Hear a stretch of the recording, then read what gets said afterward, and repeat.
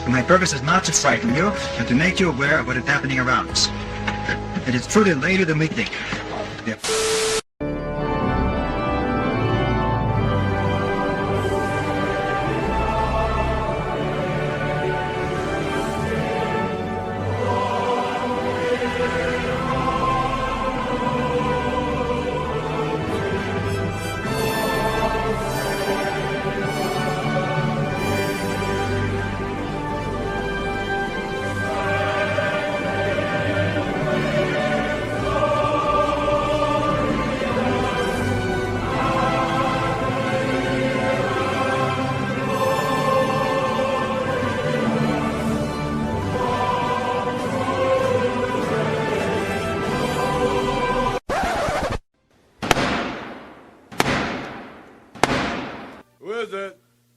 It's Dave, man. Will you open up? I got the stuff with me. Who? Dave, man. Open up.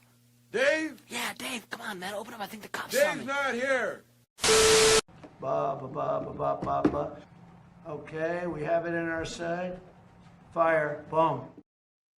Ladies and gentlemen, mesdames and messieurs, brothers and sisters, and comrades and other strangers, welcome. We are here with E.M. Burlingame, an ex-Green Beret, entrepreneur, and now an author and an analyst. He's wrote one of these books, The Eternal War by E.M. Burlingame. Nice to have you here, E.M. Pleasure to be here. We are here to answer the burning question of the day, the British question. Many people have heard the JQ. We're here to talk about the BQ. Because I know people who fans of the show know I started talking about this about 2.5 years ago and got a colossal amount of pushback. And now I think things have gotten a bit more obvious. So we're going to try this again, and we'll see. We'll see what the critics have to say after this. E.M., I've just been listening to a lot of your stuff, especially on the Tommy podcast and a few others. One of the things I thought that you said that was quite brilliant, that I think we should nail down, because I think this is a lot of the difficulty people have with this kind of position, this narrative, is their starting position. And if your starting position is off by a few millimeters, then the whole thing kind of unravels and becomes a bit too confusing for people. So there's two terms I'd like you to help make a distinction between the difference between British and English, because I think from that the rest of the conversation is going to flow and make a lot more sense for people. One's a civilization, one's a brand, and a hostile occupier's brand. So English is a civilization launched by His Majesty King Alfred the Great, fought out over by his son and Edward and his grandson Athelstan, such that England came into being around a set of principles: common law, individual sovereignty, the right to private property, and a balance of power. That's the English civilization that has developed, out of the cultures of the British Isles that were extant at the time and had been for quite some time. That's English civilization. English civilization went on to build, to influence much of the world over the last 1,300 years, 1,200 years since. British is a brand that was applied to the to the peoples of the English civilization to deny them their own unique cultural identities. So the Scots, the Welsh, the Cornish, the Anglians, the Irish, right, the Ulsterians, the English, right, the Midlanders, the et cetera, et cetera. The British label was used to, after the Acts of Union in 1704, 1707, or somewhere in that area, I'm horrible with dates, to deny the unique cultural peoples of the English civilization their identity. And it is quite literally the brand that the Dutch and Dutch Venetian masters put on, and all of this began in the late 1600s, right? This attempt to erase the individual cultural identities that made up the English civilization. So I don't know if that answers the question as you would ask, is you would care to, but that's the actual answer.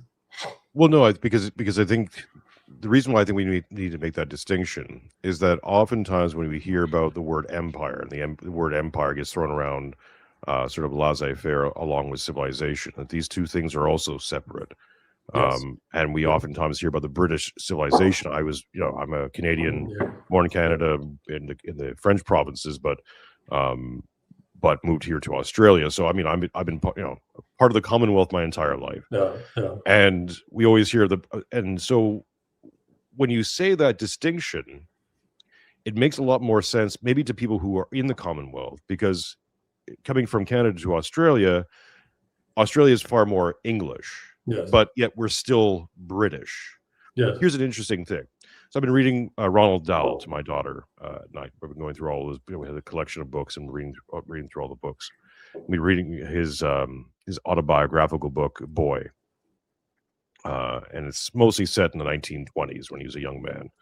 And I was struck by it, one, because of the historicalness of it, but in connection to these conversations, Ronald Dahl was born, he was Norwegian, or came from a Norwegian stock, but lived basically his entire life in England. And certainly you would think of him as an Englishman. He presents as an Englishman. Everything he's talking about in this book is certainly British culture, but that's it, right? There's this sort of amalgam. There's this almost a weird sort of melting pot that we would term British, right? And again, that makes sense if you're in the Commonwealth, where you can understand. Like, I got here, and obviously there's cultural differences, but you're like, yeah, but I know where everything is. Like you're walking into a house where all the furniture makes sense. Whereas if you go to I don't know, Holland or something like that, it's radically different. Even though you're still European, these things aren't the same. So I think that's an important distinction. Also, where it gets us to the idea of the Shadow Empire. We're talking about the British Empire, and I think trying to get people's head around what that is and how it didn't go away in World War II, because that's not how empires work, and how it got created, and where it came from, and where it seems to want to go. That also is part of this whole narrative that people somehow are having a hard time with. So maybe we can go from there, if you wouldn't mind, because you are a bit expert on this. The last 400 years of Anglo civilization. Go. Well, let's carry on from the first question first, right? Sure. The attempt to rebrand all of us Anglos as British is a way to try and specifically to erase English identity. And specifically, the reason for that is to tie the English peoples and English civilization to lessen the impact of what Alfred the Great set in motion.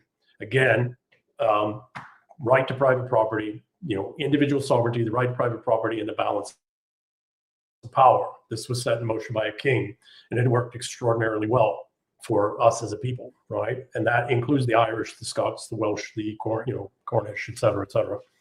So when the occupiers took over in the late 1600s and 1688, they needed to systematically begin to, the continental European occupiers needed to, and they occupied us through the crown, the way in which, in order to be able to do that, they needed to convince the people that English civilization wasn't really a thing, and that the peoples of the islands were really the descendants of Roman civilization, of Greco-Roman civilization, thereby Holy Roman Empires, society, culture, civilization, etc.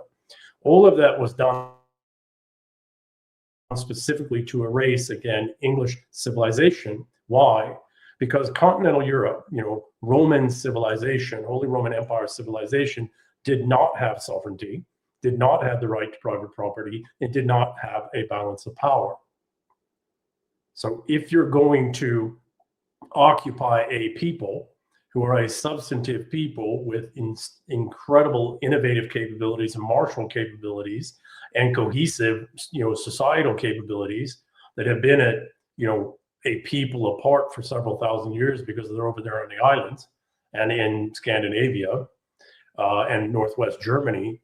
You have to disconnect them systematically. And these happened in acts and happened in other things, to where you systematically remove the people's memory of the English civilization, specifically so that you can occupy them, tie them to continental European ideals, which didn't have the three basic principles upon which English civilization is based.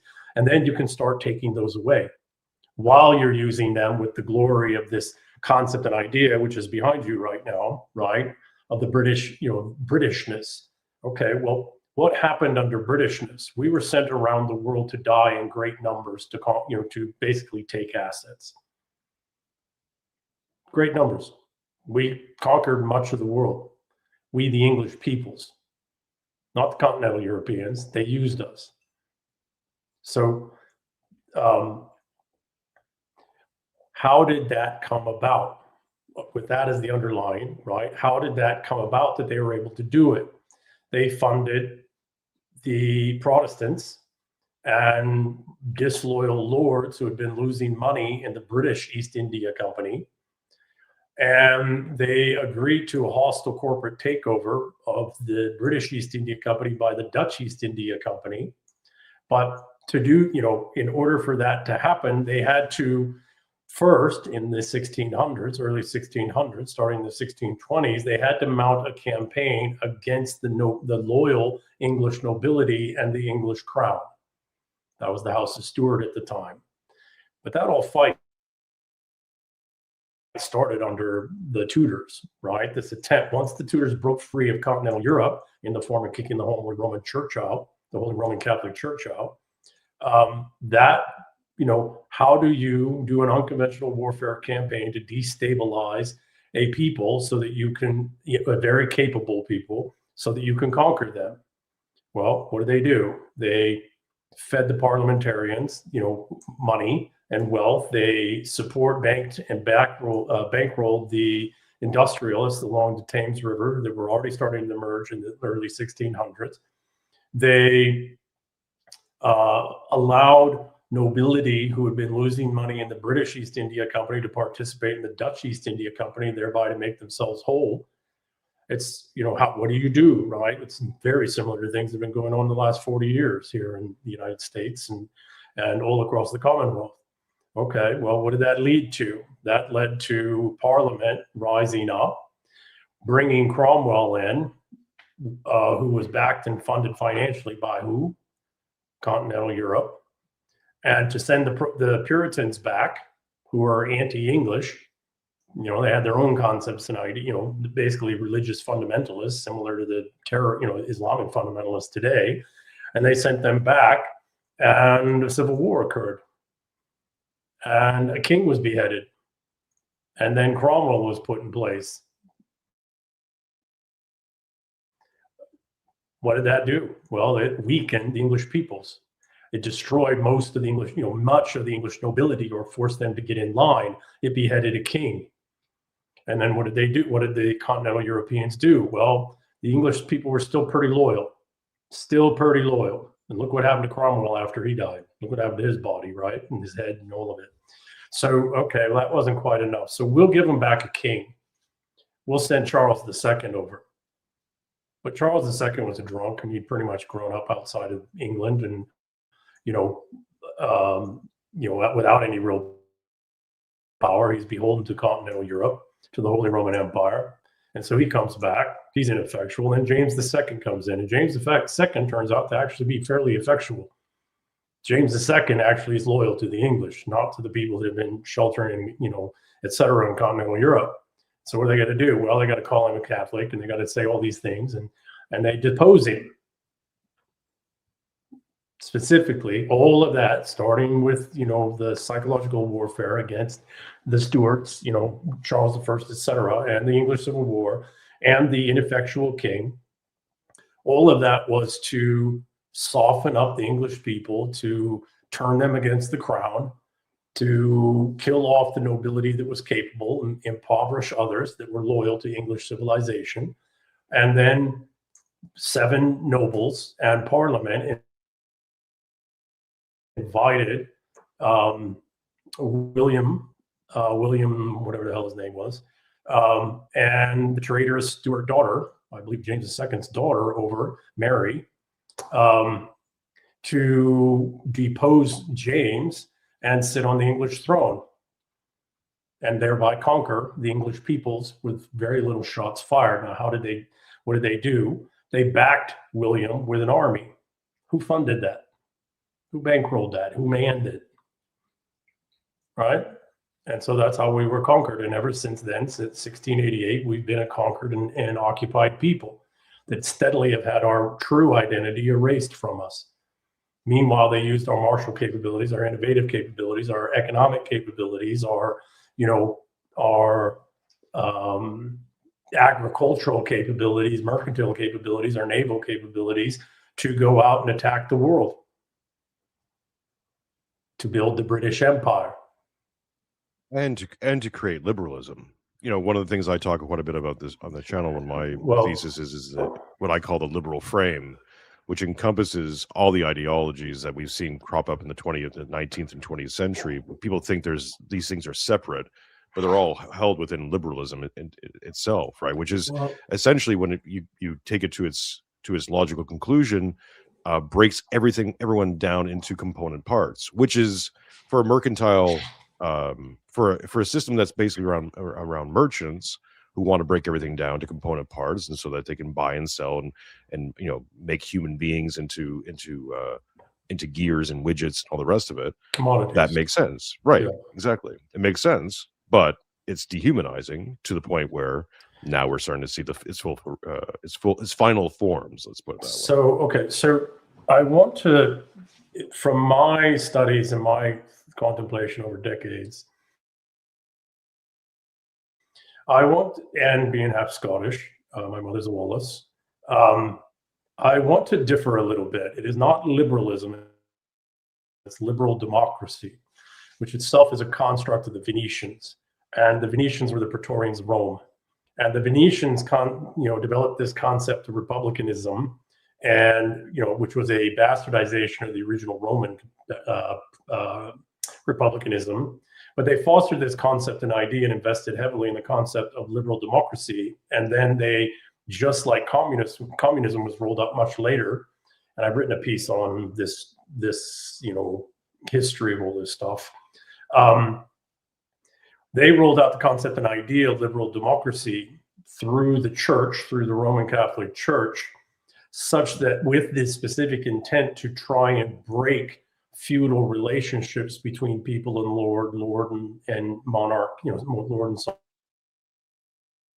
sovereign, etc., to break all of these bonds and relationships, specifically for exactly what you just said, right? So that they can then come in and commodify and financialize absolutely everything. Liberalism itself, however, is not and was never the thing that we call liberalism today. And I am a staunch adherent to classic. Your mic keeps cutting out. I don't know if your mic keeps cutting out, so I don't know if it's a connection issue. Yeah. I think we're all tight here. Okay, we'll keep rolling. Sorry, where was I lost here? What did we miss? That classic liberalism. You're saying classic liberalism is not the same thing as liberal democracy. Correct. Liberal democracy is the bastardization of is the utilization of the concepts and ideas of liberalism to support this mercantilist financialism, which is not liberalism. So the greatest expressions that I am aware of liberalism is the Scottish Enlightenment, not the Italian. Actually, when people look at the Renaissance period, they actually need to not look to Italy. They need to look to Portugal, because that's where it began. Because the Portuguese were the greatest maritime peoples. They had to cover most of the world. They brought all these ideas back. So liberalism in its greatest expression was realized in the 1600s, 1700s, and early 1800s in Scotland. as what we call the Scottish Enlightenment. And that liberalism was a restoration of the concepts and ideas that His Majesty Alfred the Great had codified and set upon, as what would become the English civilization. And the recognition of true liberals is that true liberalism is only possible under a strong sovereign and a strong aristocracy. Now, how do you have a strong sovereign and aristocracy? That's not tyranny. You have to work with your people. You have to provide for your people. You have to understand your people. You have to fight on their behalf internally and externally. That's the only way you're a strong aristocracy or sovereign. But true liberalism goes hand in hand with organic status hierarchies, with feudalism. Without it, you don't have actual liberalism, because there isn't any sovereign or individual or group of individuals strong enough to protect it, to allow for this, rights and privileges. Well, it had to be bastardized and dirtied because liberalism is absolutely the refutation of the Second Roman Empire, which we know as the Holy Roman Catholic Church. Yeah, well, you're not going to have a lot of friends for the Roman Catholics on this channel. I went to Jesuit schools. Where do we pick it up from here?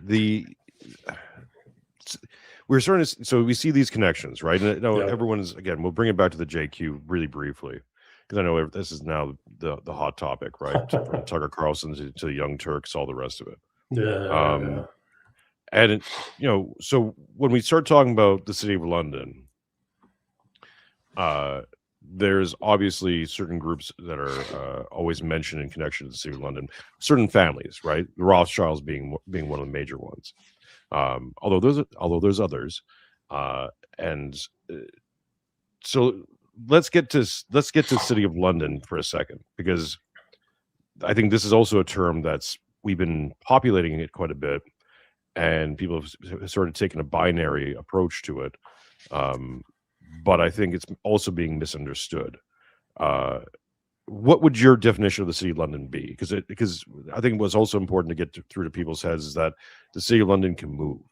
It's not just a stationary little parcel of land in London where all the banks are. It's the Roman Legion headquarters in the it's the supreme headquarters of the Roman Empire in the Anglosphere, and it has sub HQs in Wall Street, in I think Sydney, there where's your financial so wherever the financial districts are in the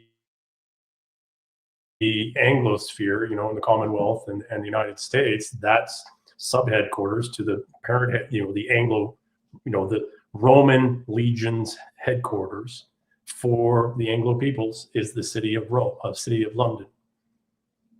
Now, when we're saying Roman peoples, let's do a little bit of a lineage here as well, because we have the collapse, let's say, of Western Rome, and then I think what a lot of people fill in these blanks, and look, I'm guilty of doing this as well, right? Where you read in the history books, Rome falls, it burns down, it falls, and then we skip ahead and Europeans happen, and that's kind of like, and we're just go, and then I guess that's just how all the money people and all the people who are all the Caesars and all the lords and all the stuff of Rome just kind of disappeared, vaporized, and the money just it's amazing how that happens. And like I said, I was guilty of this for a long time too, until I was like, well, hang on a second. If you're talking about people who had villas and power and money, private armies, and trade routes, which is the big one, they controlled all the trade routes. These people don't just go away. Like, they could be murdered, they could be usurped, which we would have some sort of at least some sort of notes on. But no, it just is more like Rome falls, Europe. And so, okay, so let's do the lineage here, because Rome falls, that money then begins to move. There is a period, there is sort of a dim period, let's say. But then we get to, and you've mentioned the Venetians, right? So we get to Venice, and then we see the money move from Venice to the Dutch, because we have the Dutch East India Company and all the rest of it. And then the money really moves from Holland to City of London. And yes, anyone who's making the comments in the comments section right now, yes, we know that City of London has been there for a long time, but this is the other thing, and maybe you can touch on, this idea that the Romans had a trade outpost in Londonium and just shipped a bunch of Slavic Jews over there and said, "Go about your business. We're not going to whatever." Do your thing. They'd be killed. We'll just ignore you. They would have been killed. Yeah. Right. So let's take a step back a little bit further, lineage-wise. Okay. First off, the power of Rome, the real power of Rome, was never the emperors since Augustus. He was the last emperor with real power. That includes Marcus Aurelius, by the way, people, and I know you all love him, right? But the way he compensated for the fact that he was forced to be at war his entire life, and that he was never really the power, as he wrote books on Stoicism, etc. The real power of Rome since Augustus, immediately after Augustus on until 312, were the Praetorians, the Praetorian Guards. And the Praetorian Guards were not just the guards; that was just the physical, assassination capabilities. Close in, gladius distance assassination capabilities. The Praetorians were not just the guards of emperors; they were guards of all leading individuals, so generals, governors, noblemen, senators, banking magistrates, all of it. High-level merchants. They all were required to have Praetorian guards. So from whenever the end of Augustus's reign was until the Battle of Milvian Bridge in 312, the real power of Rome, the ones who were quite literally using emperors and officials, even generals, as their puppets, were the Praetorian Guard, were the Praetorians writ large. The guards were just one aspect. It took, when the empire was split in half, my belief, and that of some others, is that it was an attempt by members of the Roman aristocracy, elites, to try and break free of this Praetorian problem. It took them over a century to get ready, and it took over a century to wind up getting a guy like Constantine. And Constantine in 312 finally had created the situation where he drew the Praetorians all out in the final major battle at the Battle of Milvian Bridge. And that broke the back of the Praetorians. And he quite literally told them, if you assemble again, if you come back together, if you ever try to be power again, I will kill you. And he did. What happened to all of that wealth that the Praetorians had built up over 3 centuries, and all that power, and as you said, relationships and networks and contracts and all of that? Well, it scattered across the former empire, except into the east, where they were pretty much locked out. One group of them, the group that had the physical gold, etc., went to the lagoons of Venice and built that up. And then from the 300s into the second crusade, up to 1054, where they were finally able to fund and back the creation of Second Rome, the Western Rome, the resurgence of Western Rome in the form of the Holy Roman Catholic Church in 1054 and the 1054 Schism. They were planning, plotting, developing, working, trying to restore this old Praetorian Rome. And they were finally able to do it in the form of the Holy Roman Catholic Church. Well, they had a problem, and they had an enemy, and they had a grudge. And that was Byzantium and Constantinople. The problem that they had is the actual continuity and legitimacy was in the Byzantines, was in Constantinople, in the descendants of Constantine, and in the cultural handoff of progress, etc., and actually in the form of the Orthodox Church. What the 1054 Schism did is it broke, most people know or understand, right? It broke broke Europe, basically. It broke the Roman Empire back into two by restoring the Western Empire in the form of the Holy Roman Catholic Church. Okay. setting that up, making that happen, they had created they had funded and backed the Holy Roman Empire. And they had used the Franks, the Frankish Gallic peoples, and their martial capabilities and their warfare capabilities under Charlemagne to restore much of the Western Empire to the control of Rome in the form of the Roman Catholic Church, the Holy Roman Catholic Church, and they made Charlemagne the Roman Emperor. Okay, now 1054 happens. What's the next major event in this continuation of Rome, right? Now, this restoration of Second Rome. Well, they got a problem. That's the Byzantines. So what was the Fourth Crusade? Specifically, sacked Constantinople, stole all the artwork, stole all the statues, destroyed much of Roman history that had been actually moved from Rome before the sack of Rome, and moved to Constantinople. And they destroyed a lot of it, literally destroyed it, set up the Latin kingdoms, etc. Well, that was set in motion by the First Crusades, which had actually destroyed more Orthodox principalities than any Muslim Muslim principalities, suzerainties, etc. Okay, all right. What happened though is that when the Fourth Crusade happened, what did it do? It removed Byzantium as a shield against the Muslims for Venice, right? Against Venice and the other towns, etc. So that sea route that they were able to go in and out of, whatever the sea is there, I can't remember, forgive me.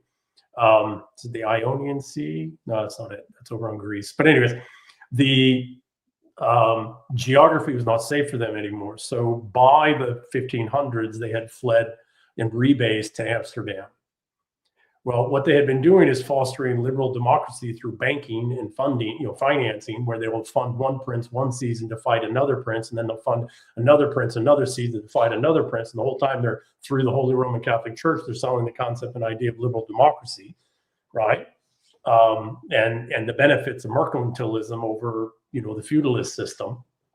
By the 1600s, the continent was getting so hot, with the Protestant wars and everything, all the conflicts they created, that even Amsterdam was getting, unsafe, and they needed somewhere safer to go. So they started to machinate to, go to the British Isles, where it was safer, geographically, physically, martially safer. And they set that all in motion. And that's, how the English-speaking peoples became conquered. It's how the removal of the concept and the identity of the English civilization and the English peoples, right, which is a mix of the ethnic cultural peoples, the entire erasure of the concept of Englishness, of English civilization. That's how we get the British, right? So wasn't the damn Jews. I couldn't care less about the Jews. My enemy has been my enemy, my people's enemy, from my Scandinavian ancestors become Norman ancestors, become English and Scottish ancestors. Our enemy for over 2,000 years has been Rome. Now, we had a brief reprieve for about 600 years. Well, less than that, actually, about 200, 300 years from the fall of Western Roman Empire to the rise of Charlemagne. We had a reprieve from Rome and Rome's wars and Rome's machinations and everything else. But it's been nonstop war with Rome ever since. Yeah, and that's the case, and that's the linchpin right there. Right. I think, and hopefully people who are listening to this, that becomes the narrative going forward, because that links up a whole bunch of other dispersed little points, yeah. Right? That people have been listening to this channel for a long time know. When I've been talking to Jim Jatras, who disagrees quite a bit on all of these points, but one thing that he did say in his book is that when he was working in the as an analyst for the Republican Senate, Republican Senate, he became aware that the U.S. government at that time was not really against communism; it was against the Russians. It hated the Russians more than it hated communism. No, that's the British. Well, hang on, but okay. That's it, right? Like that's the link, right? Is that you had these operatives in play who hate the Russians. Like there's a blood feud with the Russians that goes beyond sort of logistics So- and all the rest of it, because that's there's the split. Byzantium goes Correct. to It's the the, third it's the Rome, which is 1054. Russia. Correct. Yes. Right.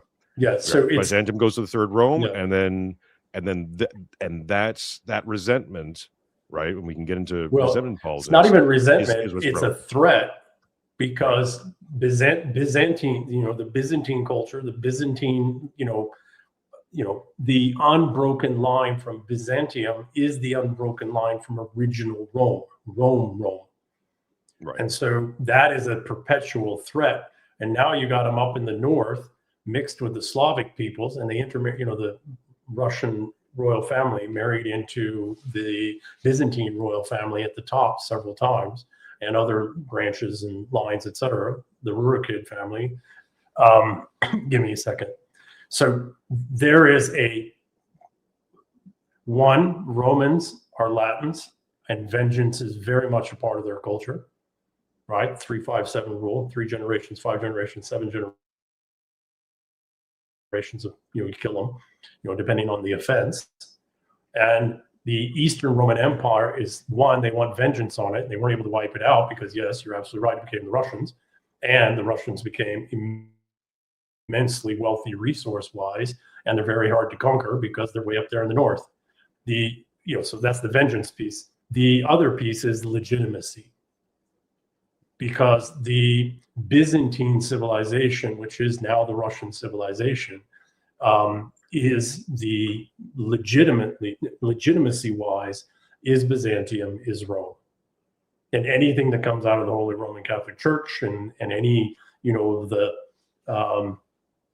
Rome 2.0 that was created with the 1054 schism, it doesn't actually have legitimacy. And in old worlds and old way thinking, legitimacy is everything. Everything. Yeah. Well, it's also why it's an interesting place we're in history, because we're seeing this 400-year cycle, and you've talked about this, where for some reason the Anglo civilization operates in these roughly 400-year cycles. Yeah.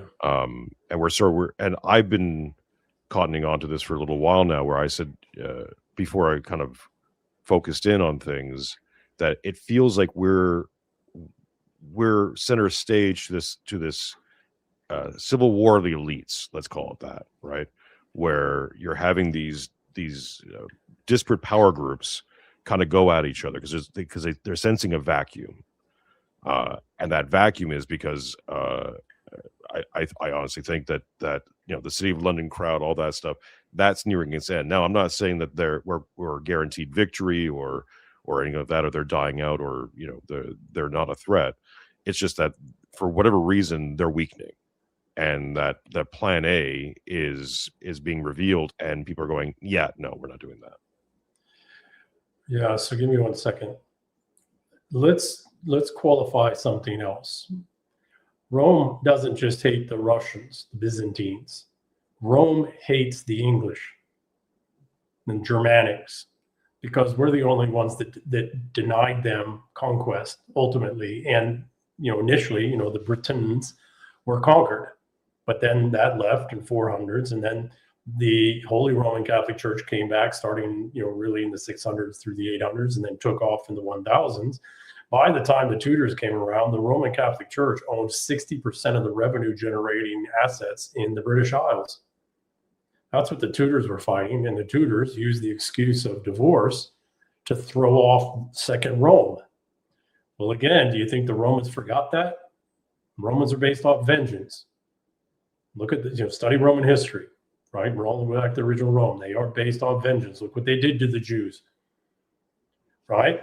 So there are two great peoples, two civilizational peoples, who actually have a lot of overlap, because early Christianity in the British Isles was Orthodox and very similar. If you look at Anglo Christianity, right? Arthur's a saint, Alfred's a saint, right? So in the Orthodox world, so there are two civilizations that Rome must destroy no matter what. One is the Anglo Anglo civilization, you have the English civilization, and the other is the Russian Byzantine civilization. Why? Vengeance. On the Russian side, though, as I've articulated, is also legitimacy. Right? For us, it's because we were the first civilizational peoples to develop in direct refutation to Rome. Second Rome. And they were never able to conquer the entirety of our peoples. They were never able to take Scotland. They were never able to take Ireland. There was constant fighting in Britain. They never fully conquered the British people, the Welsh, etc. In fact, the only way in which Rome maintained the control of, portions of, what today is the United Kingdom, is they regularly sent, English Briton legions back to go fight for Rome and other parts of the empire far from the islands. And so they drained the young manpower that would have been there to fight. Yeah, because so let's skip ahead a little bit to World War One. Yeah. Which was the war that which is the war that kind of basically upended things. So I talk about on this channel certain spirit of the age archetypes. I've talked about the tyrannical father coming in, let's say, the late 19th century all the way through the two world wars. Devouring mother archetype as almost a world spirit coming into the 1960s until about 2020. And now we're entering what I've christened this idea of the vengeful son. And it's interesting that you keep mentioning vengeance, because that's what I keep seeing, the ratcheting up of resentment and this boiling desire for violence. And what I've said about the vengeful son is the problem with it is it's going to feel good. And I don't think we have the cultural, religious, whatever moral breaks anymore to know when to stop. And that's something that you've also talked about. Whereas that World War II, you kick the Germans, the old adage, you kick the dog until it bites, and then you shoot the dog. And that's essentially what they did to the Germans. They kicked the Germans until they bit. Yeah. They got a bloodlust up. They went and then tried to invade Europe, which is crazy, really. If you look at it, like, what were they going to do? But they got funded and they got supported and they would have succeeded. They would have succeeded, sure, like Charlemagne, if it hadn't been for being driven to go take out the Byzantines. Right. At the worst time in the world, right? Yeah. And again, that I don't think that came from Adolf's head. I think that was a direction. Right. Well, and Adolf Adolf worked for certain people.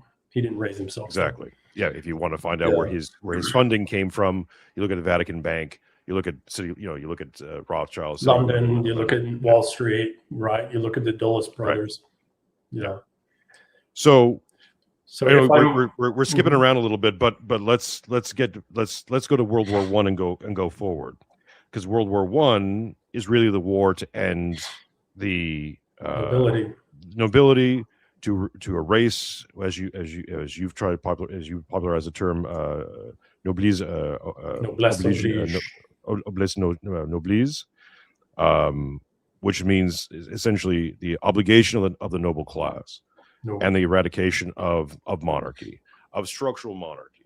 And for the Orthodox Christians in the chat, we understand that the icon of the king, not just any king, like we can name a king, but the office of the king is an icon of God.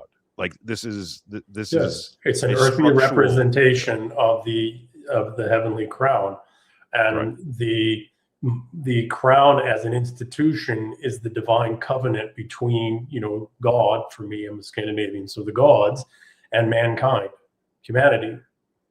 Where heaven and earth meet. Yeah. So give me 1 second.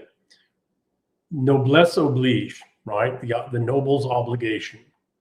It's not Latin, it's French, by the way, so it has a slightly different meaning than the Latin. But the noblesse oblige is the responsibility of not just the nobles, the aristocrats, but also of the people to act nobly to one another, in respect to one another at every level, not just from the nobility down. It's not about being nice. It's not about being good to the less fortunate. That's all BS that was sold later. Noblesse oblige is the obligation of a people to act nobly. And what is that? That is to conduct one's life and one's engagements with others with a respect for the divine connection of all of us. That what is nobility? Nobility is an expression of the divine, the best that we can do. And we're humans, we're flawed, and we don't always get it right. We make mistakes. But to act nobly is to act the best you can with divinity as your guiding post. Well, if you are going to commodify and finally fully commodify and financialize the world, you have to destroy nobility, the very concept and idea of nobility. Well, in imperial systems, healthy imperial systems, in these old 1,000-year-old relationships between people, land, and in a noble family or even a royal family, what is that nobility represented in? It's represented in the form of people and old relationships and old obligations. And you have to destroy that. And that's what World War I was. It's also why it was trench warfare, because it was intended to slaughter the very concept and idea of nobility. And you can see the lack of nobility, the lack of divinity, the lack of the concept of the divine and nobility in mankind that started during World War I. You can see it in art, you can see it in literature, you can see it in diplomacy. It all broke down. We lost our connection with the divine by killing our noble men specifically. Hemingway, of course, was one of the more famous writers who came out of that period. That whole generation is called the lost generation. Yes. And it's a lost generation for a reason. They lost their God. They lost connection to the divine, to that higher. And they lost their minds. Yeah. And they lost their minds. Yeah. And again, you can track it culturally from the lost generation to the beats, right? And it's just further degradation as we go, right? From the beats to the hippies, the hippies to whatever. It's a further sliding into insanity. Yeah, terribly sorry. Yeah, it's a further sliding into insanity. Well, if you do not have a strong sense of the divine, and thereby you do not conduct yourself nobly, you will slide into insanity. I don't care who you are. Nobility also, it's a good packed word, because it automatically has a constitution of order, right? To be noble has to be order. You must be ordered in order to sane. Right. You have to be sane, rational, sober. Yes. Yes. To have order, you have to be sane, and in order to be noble, you must be sane. Right. So, So if you look at the art, Tommy Kerrigan and I talked on this very topic earlier today, actually, this sanity piece. If you look at art, I did when I was in university doing my strategic studies degree, there was a requirement to pick one of the arts courses, and one of the arts courses, the one I picked was literature in World War I, because I wanted to be a writer since I was young, and it was extraordinary, the study. Wonderful. So it was extraordinary for me as somebody who started writing when I was like 16 to look at the changes in poetry during World War I and after, to really up into the 1920s, particularly in works of fiction, in literary works, in academic works, even, there was changes there. And then to see the correlation or the, complementary in specifically one extraordinary painter's work, and that's Picasso.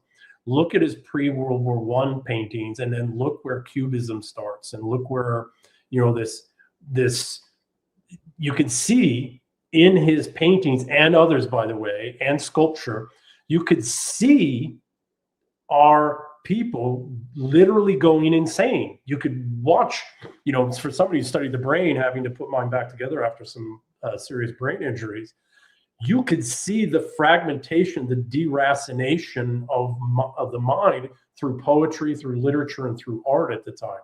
You could literally watch us go insane to where we lead to a place to where art is Pollock throwing paint on something, and it's a 30-foot bronze feces in a park somewhere. That's art. Well, it's also emotional, right? So now we go into pure emotion, which also explains the weakening. I don't agree with that. I actually don't agree with that. That took me a long time. Okay, yeah, go. Terribly sorry. Yeah. No, just in terms of Pollack, right? Or a lot of the sort of impressionist sort of even jazz, right? It's meant to not just it's meant to elicit almost pure emotion, right? Or it's generated out of an emotional state. It's dopamine hijacking, right? Just like social media and stuff today. Right. Yeah. So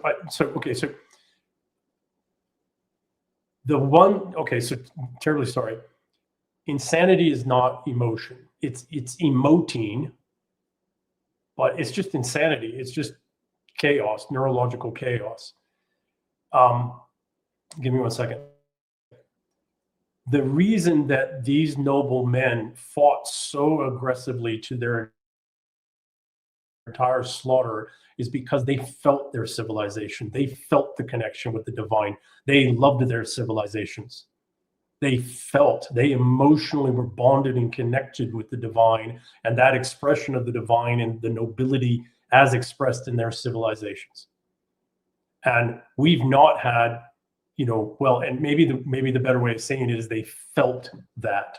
And now we just have emotions and we don't have genuine feelings, which are more sophisticated and complex.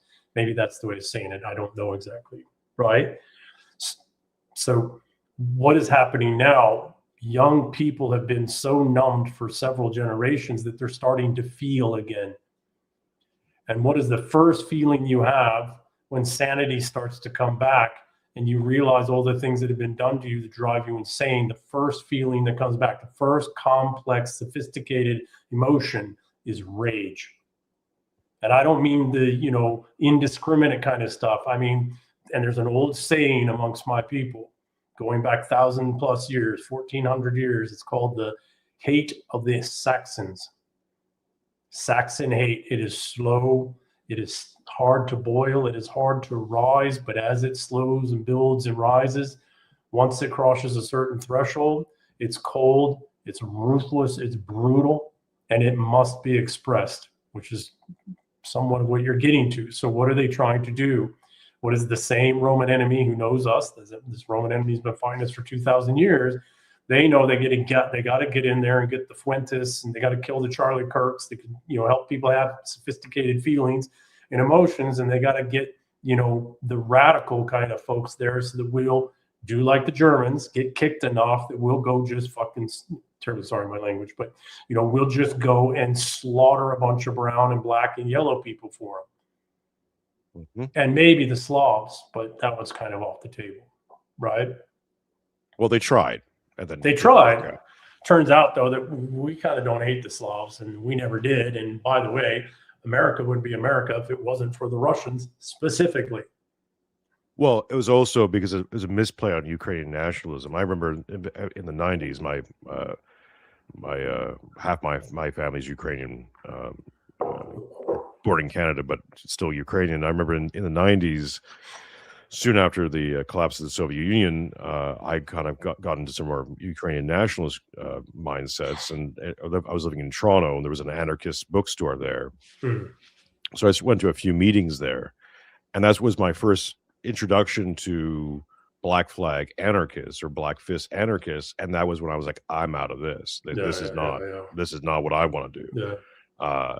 And a lot of people don't realize that the people talk about the Banderists and that kind of mentality, but that is anarchist. Like that's the same thing as Antifa, Bandera, all those things. This is all the same sort of melting pot. Like all these guys were talking to each other back in the 90s in places like Toronto and many other places, and then a lot of them shipped out to Ukraine to go teach Ukrainians how to speak Ukrainian because they didn't know how to speak Ukrainian. And the rest has become to create the illusion of an ethnic divide. Slavs are Slavs. You have lots Yeah. of tribes. Now, the interesting thing is that historically, the Rurikid people, the Rurikid family, which was the royal house, the first Roman or the first royal house in Russia, what would become Russia, was Varangian Guard Scandinavian Swedes that were brought in to be the royal family, because the Slav tribes, the princes, would realize we're not going to be able to adjudicate between ourselves. We've been fighting for thousands of years. We're not going to be able to do that. We're going to have to bring in an outsider, give them just enough power, but balanced power. They're never going to have enough power to overwhelm us, but we got to give them enough power that they can help adjudicate between us. And that's how the entire Russian, royal house, the Russian peoples came to be, how the Slavs came to be much of a unified people. Unfortunately, that was played upon by the British, who funded the communists to go in there and kill Slavs in the form of communism, which we're trying to do again, only now stirring up old hatreds. But give me 1 second. The Slavic Civil War, because that's what this Russian-Ukrainian war is. It's a Slavic Civil War. It's coming to its end. Unfortunately, over 2 million Slavs are dead and tens of millions displaced. And unfortunately, that hate you're talking about is now metastasized all over the world, and we're going to have to deal with that. And that's not going to be good. That's the ones that are going to lead the cartels. That's the ones that are going to lead the guerrilla auxiliary underground forces in fights in our own lands if we decide to fight. I don't know that we're going to yet. I've written 3 articles over the last 3 days on that very topic. So I'm not so terribly concerned with, we Saxons, we Englishmen, our wrath and rage is not with the Slavs. Our wrath and rage is with our occupier. That is at this point, that is Brussels. What is Brussels? Brussels is the administrative outpost of Rome. That's who our wrath is with. And they're in our own countries doing everything they can to destroy us, to liquidate us, to replace us. Because that's what Rome does. Now, you mentioned another show, I think it was right after Trump met with King Charles. Mm-hmm. And this is why I have the British flag upside down, because you mentioned an interesting point got brought up, that the British flag was flown upside down during that meeting, and that's oftentimes a symbol of duress, right? Trouble within the fort. Yes. So everything might look normal. Yes. We're going to present ourselves as normal, and you're going to meet the king and all the nice people. Yeah. But we're signaling danger. Yes. Yeah, and there's other code words and key phrases that we use on this level, right? At the level of the kings, right? The sport of kings. There are other phrases that are used to articulate. Most people hear that and think, well, everything's fine, or they're doing this. But that, to those who are in the know, is a sign of duress, meaning we are not operating of free will. I'll give you another one of His Majesty the other day when he had to do this horrible, speech about CBDCs, etc., digital IDs, etc. Digital IDs, yeah. Look at his body posture. Look at how his body's moving. Look at how his face is moving. That is a man who is signaling, I am not doing this willingly or freely. Okay. What is the threat to a monarch like Trump? Why did Trump go into Iran? Right? What is the threat to a monarch level person that would create the situation where they would act not just against their own best interest, but against the interest of their own people? What kind of duress would they be under? It would be a credible threat of mass casualties to their people. Well, what's been signaled here for the last couple of years? Terrorists, right? Terrorist cells all over, cartel cells all over, which is true. And if you don't go along with what we want, we will activate them and we will kill hundreds of thousands, if not millions, of your civilians and wipe out your civilian infrastructure. That is the dirty bomb. That's Well, what you don't even need dirty bombs. You just need guerrilla forces and auxiliaries who are doing the targeted strikes. And you don't have the martial military law enforcement capabilities in your countries anymore to stop us. Millions will die. Hundreds of thousands will die in strikes, and millions will die within months from starvation. That would be the threat. And don't think they wouldn't be doing it, because that's exactly what they've done before, numerous times in numerous countries. Think it wouldn't happen to us if we decided, we as the Anglo-speaking, the Anglosphere decided we were finally going to break free of this yoke after 300 some odd years? You're damn right they would do it to us. And then they're already flooding us with our replacements and the foot soldiers that we have to fight, the body bags that we have to fill. Well, I think, and this brings us to this sort of inflection point now. And I feel 2026, and I admit this is just intuition now, and you're seeing things stack up. So might be wrong, but I'm getting the sense of feeling. And look, I'm living in, Western Australia. Moved the family out here because my wife's family's Australian, and if they'd been living in Melbourne, wouldn't have done it. But during COVID, they actually just locked down the whole state. Yeah. And inside the state, everything was normal. Yeah. They just you had they weren't letting a lot of people in because it's where all the mines are. So it's actually relatively quiet here. You're starting to see a little encroachments, and I haven't been to Perth in a long time, but you're starting to see a little bit of it. But even down here, you can feel the temperature rising, and it's getting there, right? Where something's going to happen. And it's almost like the Saxon right. hate is rising. Yeah. I spent many years, working in bars and restaurants and being a bar manager, and it's like that moment before a bar fight, where Tommy and I were both security at bars. I was head of security, so this context I use it frequently. Yeah. Where my hand is now down to the shillelagh. Down behind the bar, and my one hand's on it, just going, and everything else disappears, and you're just and that's where we're at right now. And it feels like if something's going to happen, it's going to happen real soon.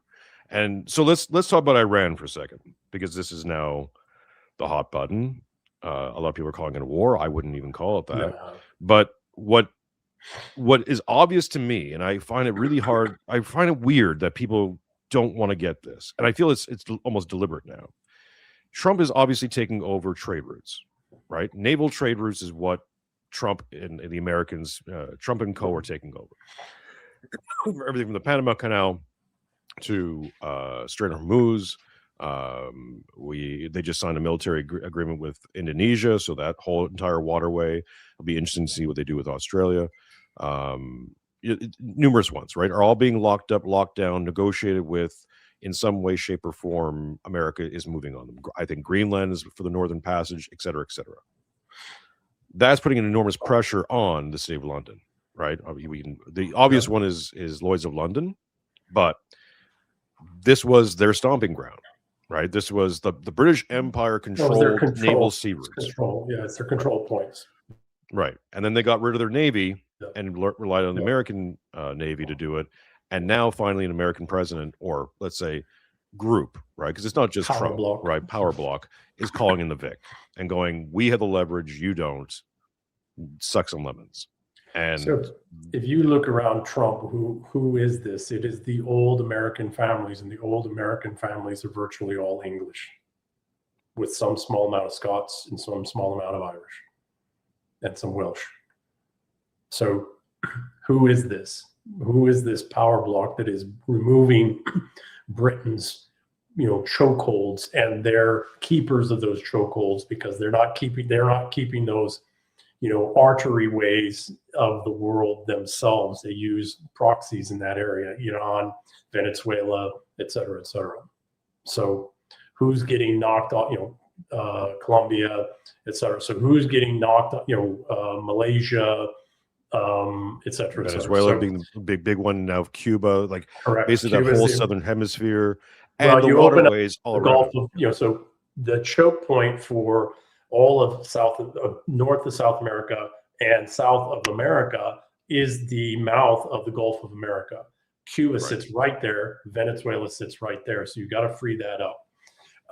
Just the same as you have to free up Hormuz, and you got to free up Malacca and Straits of Malacca, etc. And really briefly, people forget about this, but Venezuela used to be was one of the biggest importer-exporter hubs before they found oil. Like, they were the mouth of the Caribbean. Yeah. So all that infrastructure still exists. It might be in mothballs. It might have to reinvest in it, but it still they have the ports, they have the harbors, they have they have the warehouses. Correct. They can spin that back up. Yeah. The rail lines, etc. Yeah. So, give me 1 second. Iran, right? That was the question. The IRGC is the Praetorian Guard, leave behind British, French Praetorian Guard assets that have been in control of Persian peoples. I don't even like to call them Iranians because they're Persian peoples.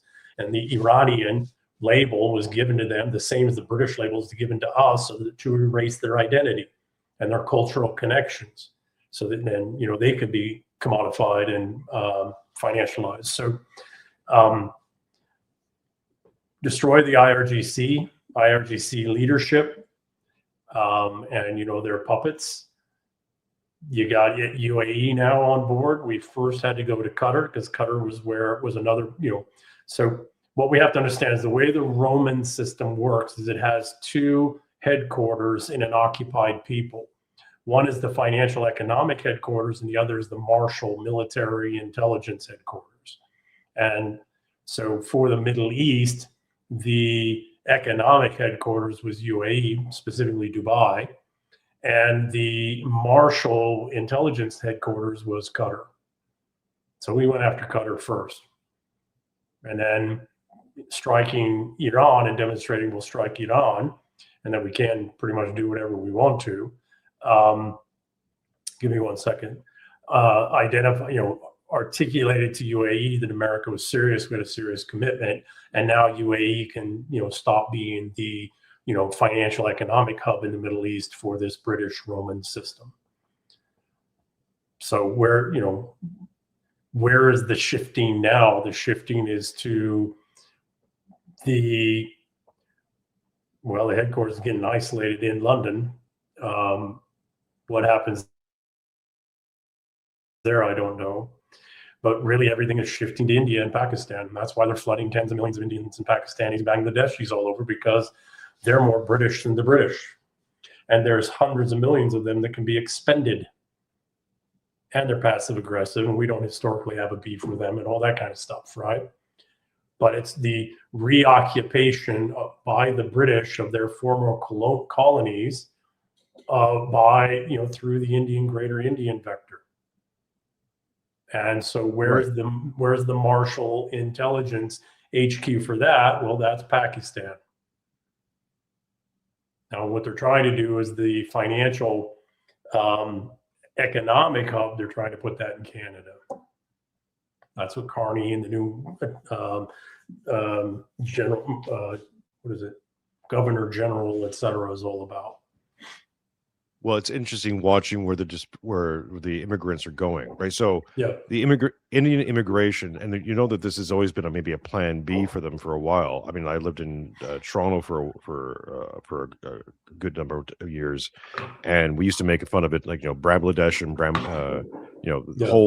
the whole suburbs just outside of Toronto, like little mini cities, were completely taken over by Pakistani, India, all the rest of it. Go ahead. Well, I was just going to say, look at all of our top corporations, our banks, our investment firms, our et cetera. They're all Indians now. These are even national security companies. Why do we have Indians running national security-based companies and corporations and investment firms? And then the middle class is being rebuilt, not with native heritage peoples of the lands, but by Indians and Pakistanis. Right. Yep. So you're seeing the influx of India into mostly Canada, now Australia, probably in New Zealand, right? Yeah. It's happening in Britain, but what's happening in Britain more is obviously more Islam, right? Islam is Well, but that's becoming Pakistan. a That's mess. Pakistan, and so Fair enough, the other place where it's happening is Ireland. So again, we have Right. to understand there is no such thing as India, Pakistan, Bangladesh independently. There was not such thing until the British came, and for Right. 300 years created this thing called India, and then we needed a conflict there, so we broke that up. You know, the British, not we, but you know, the British broke that up so that there was permanent conflict on both sides of India in the form of the Muslims. Give me 1 second. There is no such, so that collectively, Pakistan, India, Bangladesh, as we know today, is Greater India. So when I say Greater India, I mean all three of those people. Okay. There was no such thing as India. They were a bunch of warring tribes and warring peoples. Not to say that there wasn't some kingdoms and things that, you know, were extraordinary, but they were peoples that had been warring with one another on the subcontinent and surrounding areas for thousands of years. They didn't shape up into anything that we consider to be India until the 1800s, and there was certain acts, I can't remember what they were called, you know, the India Act, etc. And so, who are the Greater Indian peoples? I call them British Brown. They are through and through British. They are the manager, you know, they are the labor, the managers, the intelligence agencies. That, you know, there are more British in India than there ever was in the British Isles and the entirety of the Commonwealth outside of India combined. And so that is their vector to reoccupy all of their former territories. Well, who do they work for? Who are the British? The British are the Romans. And who's managing and guiding, you know, administering that? On the banking side, that's, you know, the Vatican Bank and its many sub banks, because the Vatican Bank acts more like a pass-through holding company, more like a like DTCC does here in the United States. And then it's, you know, administrative, managerial, you know, provincial governor is all in Brussels. Which then again, of course, makes sense too. Some of the moves, like now we're getting reports out of Britain that, you know, farmers are finally starting to react. Yeah. Livestock farms are being told that they have to reduce their production by 50%, I believe, by 2030 or thereabouts, and by 100% by 2050. It's almost like they're pre-colonizing for That's exactly turning London into a caliphate, Correct. or an Indian caliphate, or something along those lines. Correct. Seeing the same thing happen in Indian Canada. Raj, yeah. Won't be long until it starts happening all across Australia and New Zealand. Correct. Right. So they are turning these into British Rajas. That's exactly what's happening right before our eyes. But you have to liquidate the heritage citizens and their assets. So first, what do? You go after their ability to feed themselves, house themselves, earn a living. Well, they've been doing that rather effectively. Same thing we did when we went and conquered other places, right? That's what we went after, and that's how the British Empire was able to conquer so many vastly larger sized populaces, as they went after these things first.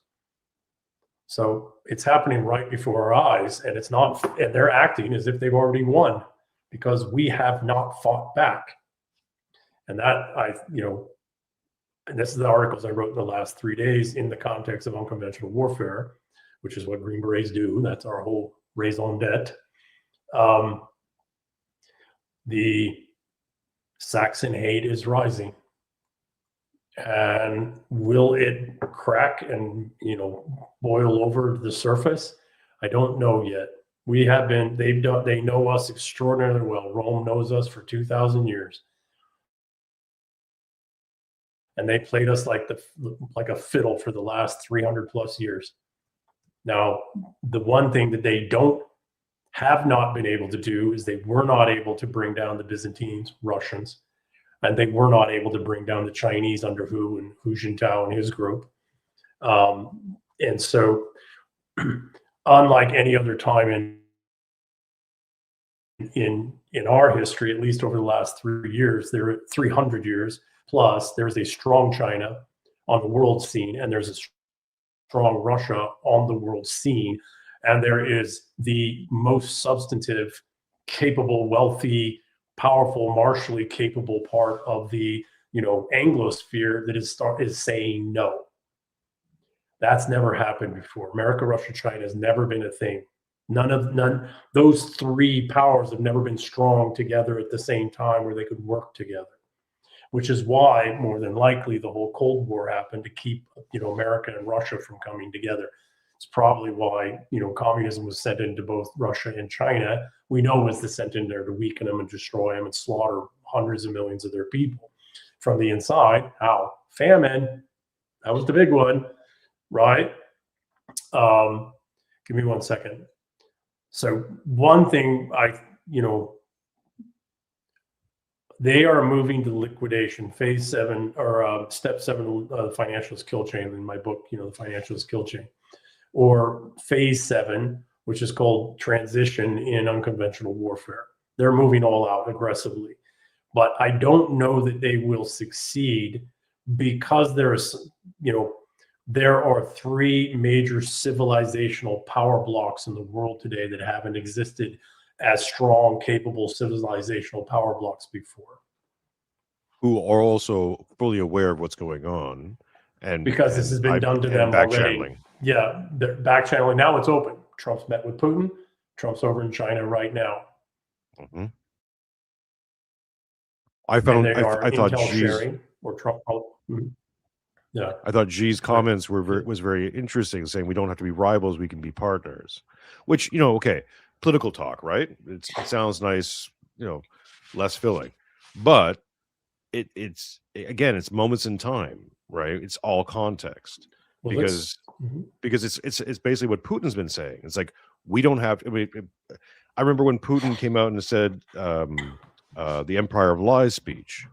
And I became really aware of 2 things. One, that speech really wasn't for the Russians. Nope. It was for other Slavic nations, right? To the Poles and to the Serbs. And we're actually just watch what they did. This is a bit of a side quest, but they just did a humiliation ritual for the Serbs by making them have to do joint military operations with NATO, which is like, taking a dog and rubbing his nose in it.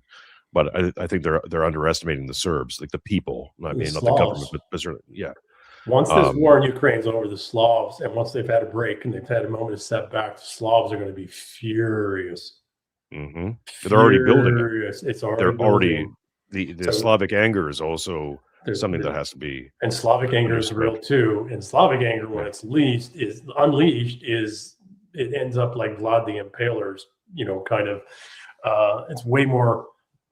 It's way more scary than Saxon hate, because Saxon hate is still stiff upper lip. It's very ruthless, very, very ruthless and cold and heartless, but it's contained, it's confined. Slavic hate, when it goes, holy cow. Yeah, well, right. Look at the Russian martyrs, like the Russian Orthodox martyrs. So people like, again, Bolsheviks, Jays, and all the rest of it, but. That Red Army was staffed by Russians, and the NKVD were Russians, and they read what they did to people. 10 million of them in fighting, World War II. No, 10 million, and another 10 million civilians, right? Or almost, it's more than 10 million. Yeah. So give me 1 second. Let's take a moment. Just pause a moment. The United States would not exist if it wasn't for Russia. Catherine the Great used her navies to prevent any of the other powers from getting involved in the little civil war that was the American Revolution, because that was first a civil war. Give me 1 second. And then again, I believe it was Alexander II used the Navy and their diplomatic, political, economic influence to keep folks out of the War of 1812 and the Civil War, the American Civil War. Give me 1 second. Very same thing, and I had this conversation earlier with Rich, Crypto Rich. Today, the United States gave China nation status, the Qing, and China nation status in the Westphalian model in the 1860s to try and help the Chinese break free of the British. And there was a certain Burlingame involved in all that. Anson Burlingame. He died in that capacity as the Qing's ambassador to Russia. At the time, he was signing a treaty between Russia and China in 1870. He died in that capacity. So what did the British do? They unleashed the Opium Wars in China to destroy the Chinese. 2 Opium Wars. Okay, give me 1 second. Nixon goes to China in the 1970s to try and break this British strength, this British support of the communists there. And how did they do it? Well, they did it by bringing economics and economic opportunity. So they cooed Nixon. But modern China wouldn't exist if it wasn't for the United States. China would not be a resurgent people. The United States would not exist if it wasn't for the Russians. So don't think for a moment that ARC isn't a centuries-old thing already. Don't think that the three of us don't have some serious, serious beef with London and Rome and all of their little toys and everything else all over everywhere else. Yeah, and I think that's where we're at right now in 2026. Is that it's now the battle lines are being drawn, and defiance is on the table. And this is what really brings us to the vengeful son, because it's not just Saxon or Slavic or Chinese. I believe that this spirit is overtaking everything and everywhere. Right? A friend of mine, Charles Padil, once mentioned that things will get better, or the go time will be when wives turn to their husbands and say, fix it. I don't care what you do. I don't care what happens. Yes. Don't come home and tell me. Yes. You just go out there and you fix it. Yes. And I think with your shielder on it. With your shielder on it. And I think we're basically there. Yeah. So wonderful, wonderful, wonderful. You're the only other person that said this. I've been saying this exact same thing for several years. This only goes when women give power back to men. This kind of power, not total absolute power. That's not it. Not domination, control, because it doesn't work that way anyways. Women are always the real power. I've written extensively on this. And it's also what is happening, what we are sensing is we are sensing a restoration of the balance of power between estrogen and testosterone. That's what we're actually literally feeling. We're not there yet. Right. And I don't put it so much estrogen and testosterone because that's too, narrow. It's the estrogenic and the testosteronic. That's the piece I wrote today. Right. And I've written other things on it as well. And what is that? The estrogenic are these unhealthy, devouring mothers. And that's not just women, right? That's lesser, weaker, lesser, malevolent men, predatory men, all of that too. So it's not just women, and it's not all women, right? It's not the healthy women, not the matriarchal, healthy matriarchy type women. The testosteronic are not a patriarchy. Patriarchy is actually a construct of the estrogenic. It's the unhealthy, utilization of males to dominate, the physical capabilities of men to dominate everybody. The testosteronic is a healthy balance of men and women, of estrogen and testosterone working together in men and women to maintain a sane world and to fight insanity, to fight the predators, to fight the resentfuls, as the book you showed earlier, my book, The Eternal War. It's the responsibles, male and female, of all statuses, all socioeconomic classes, both responsibles and their adoptables, restoring a balance between gratitude and envy in the world. That's it. And we're training an AI model on that now that subscribers will be able to gain access and query, etc. But what we are sensing, what we are feeling is, you're absolutely right, it's rising in the suns. And this, historically, we must be very careful right now that we don't lose the sons to radicalization. Wrath is coming. There's no two ways about it, and it's earned. And that's going to be a lot of people dead. And unfortunately, a lot of them are going to be Indians and Pakistanis because they fell for it. And a lot of them are going to be innocents, but that's unfortunately, you fell for the lie. Yep. That's exactly what that's exactly what I've been seeing and been saying for the last 2.5 years, is that ratchet up, right? And you see it in little things, right? Dissident right group over here, the response to the boomers. Like I was saying, like, look, we have to, obviously what's happened to the transgenders out there there's a big divide between the 54-year-old freak guy who likes to wear a dress and tuck his equipment between his legs, and the 13-year-old kid who got lied to by his parents, who got lied to by the medical associations, got lied to by his government, and led into him being chemically castrated and mutilated. And that kid wakes up one day and realizes he's been lied to by every single person in his life. You want to talk about resentment? You want to talk about an act of vengeance? There it is. That person's destroyed. Carry on what you're articulating. What people have to take into account and consideration they're not is his brother, who sat there and watched it all and couldn't do a damn thing about it. Right. And the wrath in that brother. We're starting to see this now. I think it was in Sweden. And sisters too, by the way. Sisters too, right? Of course. Because the healthy women are furious too. They're becoming furious. Yeah. About a year ago, there was that one story of the girl out of, I think it was Glasgow or Northern England anyways, who was caught on camera with a hammer. Right. Yeah. And then as the story unveiled, it was that she had been abused. Yeah. There's a story out of Sweden just recently where a brother dispatched, let's say, to Pakistani men who had groomed his sister. Yep. This is happening, right? Yes. Fires in Netherlands now. They in Holland they just burned down a refugee hotel. Yeah. Right. We're starting to see the ratchet up now. This is a humongous departure from the yellow vests. From the yellow vests to now open, like what we saw in Ireland last year, right? They're trying to placate it. Like, hey, here's Conor McGregor. Here's a Bruv party. Here's clown party. It's not working anymore. The people are getting getting their backs up, and I think it's a recipe, as we're saying. Look, the violence is going to happen. It's fait accompli. It's going to happen. One way or the other, whether it comes from top down or bottom up or both sides happening, it's going to happen.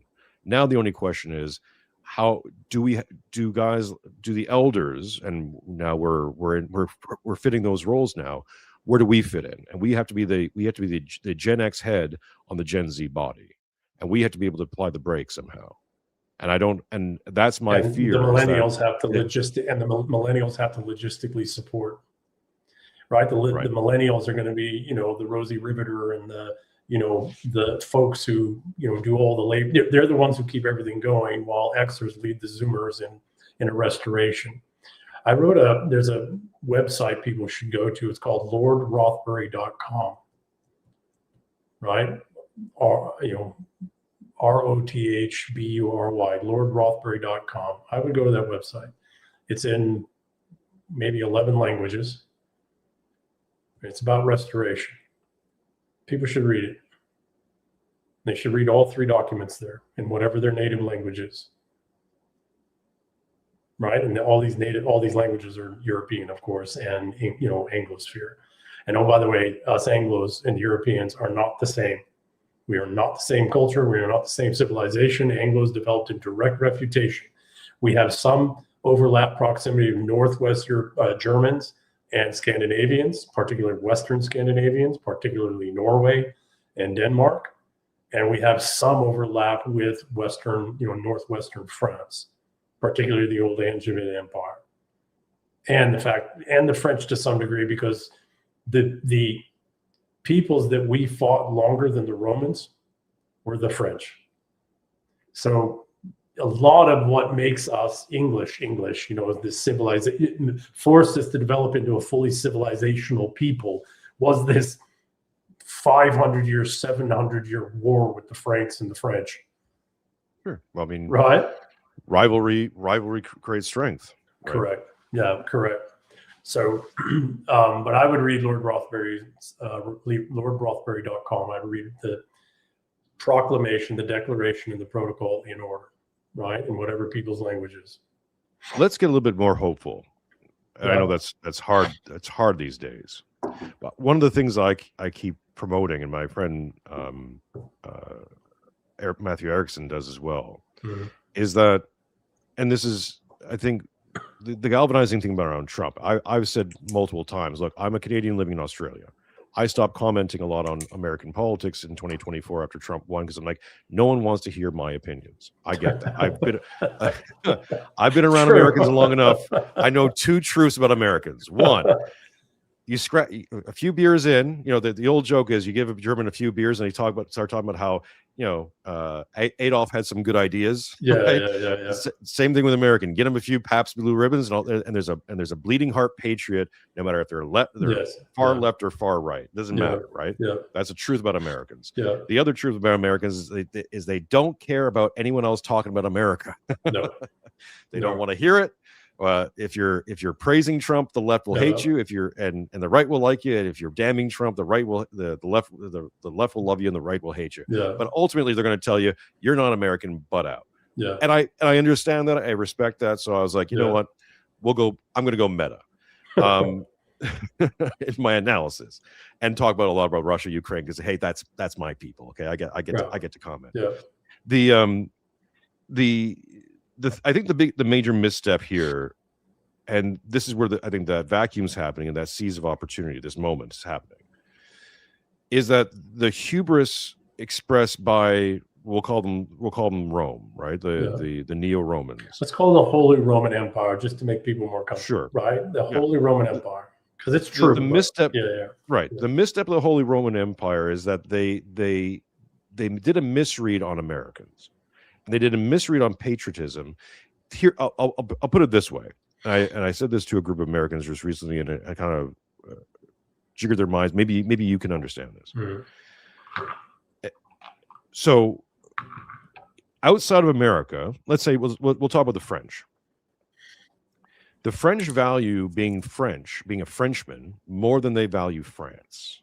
Maybe that hasn't always been the way, but it has. But in my lifetime, I watched this happen in Quebec, right, where they valued being French more than they valued actually Quebec. So they'll bring in the Haitians, they'll bring in Vietnamese, they'll bring in French speakers because that's French, right? They value the language or the culture being French more than they care about where they're living, which seems suicidal. And I can't imagine that it must have been an implant somewhere along the ways. But to an American, it's because of the French Revolution. But anyways, go ahead. But I'm just saying the French in general. But this is prevalent throughout all of Europe, right? And I think this hitting in Britain as well, where an Englishman goes, well, I'm English, that has value. Even though if Britain goes up in flames, it doesn't matter. I'm still English. He's like, no, these two things are tethered. Yes. Americans get it. Yes. Americans understand that America, the country, and being American, all même chose, right? That synergism is still there, right. And that's part of that patriotism. That to an American, this other concept is completely foreign and crazy. But and to everyone else, we look at that going, we don't understand it. I don't think a lot of people understand that sense of American patriotism, and that's the misstep.